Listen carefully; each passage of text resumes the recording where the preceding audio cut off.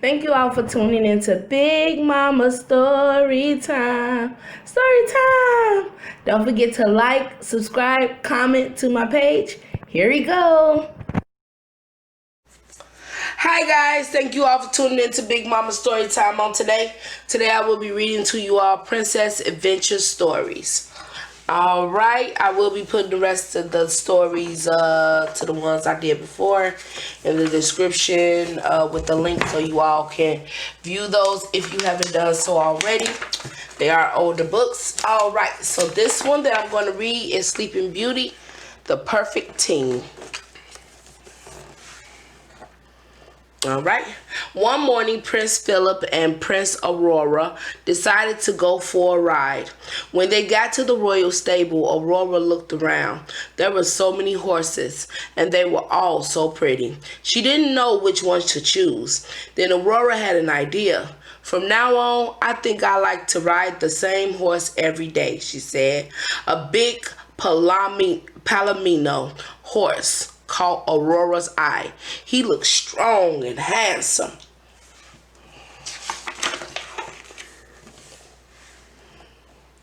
The groom brought the horse out to the ring and put him through his paces. The horse marched around as confidently as if he were the king himself. He was amazing. Then Aurora rode him, and she liked the horse even more. "What's his name?" she asked the groom. "We call him Brutus, your highness," the groom replied. "That would not do." Brutus sounded fierce and mean, so Aurora gave her horse a new name that was as nice as he was, Buttercup. Aurora rode Buttercup all around the castle grounds. When a carriage rumbled past, he stood at attention. When Aurora asked him to jump a stone wall, he cleared it effortlessly. Aurora was thrilled she had found the perfect horse. The next day, Aurora decided to ride Buttercup out to the fairy's cottage so they could meet him. Philip wanted to saddle up his horse, Samson, and join her. He didn't like her riding through the woods alone. Aurora shook her head. "Don't be silly," she said. "I grew up in these woods. Besides, I won't be alone. I'll be with Buttercup. We'll take care of each other." Philip knew Aurora was right. He waved goodbye as Aurora and Buttercup trotted off.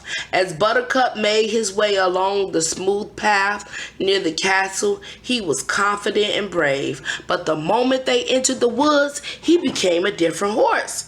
His steps slowed to a crawl. He looked nervous. When some of Aurora's woodland friends appeared, Buttercup tried to spin around and run away.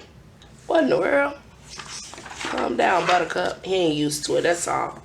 Never left the castle walls, probably. "There's nothing to be frightened of," Aurora said gently, trying to calm her nervous horse. Buttercup didn't listen. When they came to a fallen log on the trail, Buttercup refused to step over it. And when Aurora asked him to walk through a forest stream, he snorted and shivered. By the time she reached the fairy's cottage, Aurora was very worried. How could a horse who was so brave at the palace be so timid in the woods? Flora, Fauna, and Merryweather oohed and ahed when they saw Aurora's new horse. "He's beautiful, dear," Fauna said. Aurora sighed. "Buttercup was beautiful. I just wish he weren't so afraid," she said sadly. "I'm sure it will be all right," Flora said, smiling. "You'll just need to be patient with him, that's all." You gotta get used to it, y'all.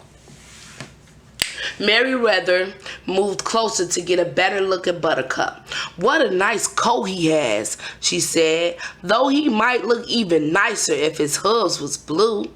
She aimed her wand. Zap! Just like that, Buttercup's hooves turned blue.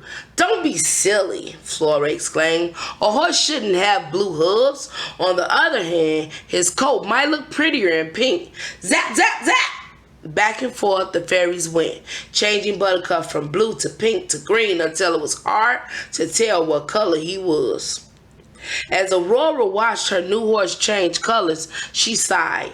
That didn't seem to frighten him, but a straight leaf fluttering down was as scary as a horse eating dragon. Suddenly, Aurora sat up. That's it, she realized. As a palace horse, Buttercup was used to people carriages and smooth paths, but he had never been deep in the forest before. Told you. He wasn't used to other animals, thick branches, rivers, and new noises. No wonder everything scared him. Aurora didn't want to give up on Buttercup. She decided to help him get over his fear. I know that's right, Aurora. But first, she had to get him back to the castle. Aurora said goodbye to the fairies and began heading home. She did her best to ignore the way.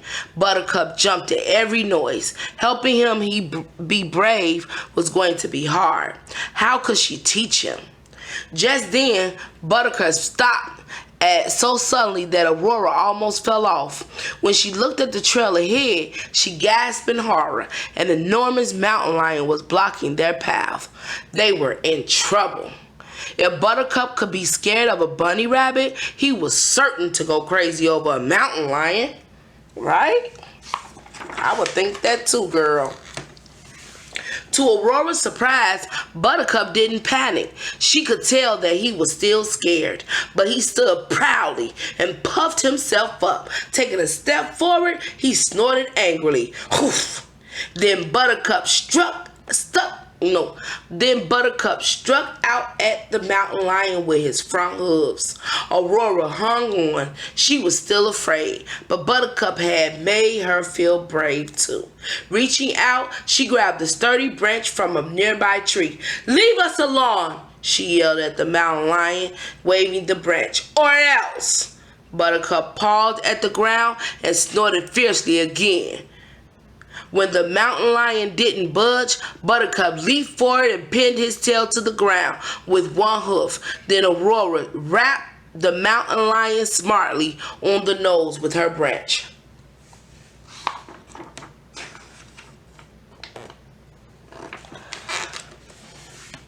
The lion didn't like that at all. It let out an embarrassed yowl, then yanked its tail free and raced away into the woods. Aurora was pleased with herself and her horse. Buttercup had been brave when it counted the most. "Come on, Buttercup," she said, giving him a pat. "Let's go home." The horse held up his head proudly and pranced off. I know that's right, Buttercup. As the pair neared the edge of the forest, a butterfly fluttered past Buttercup's eyes. Buttercup's eyes went wide, and he jumped in terror. But this time, Aurora just smiled.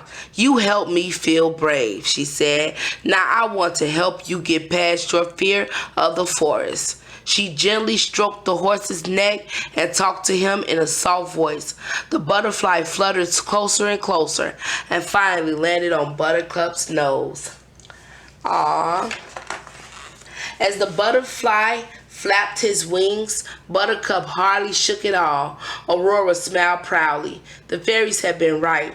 All she needed was a little patience, understanding, and trust. "Good boy," she praised her horse. "You know, Buttercup, I think we really do make a perfect team." Aw, that's what's up. Okay. All right, guys, that was, again, Sleeping Beauty, the perfect team. All right, guys, thank you all for tuning into Big Mama Storytime. Please don't forget to like, share, comment, and subscribe to my page if you haven't done so already. All right, guys, bye.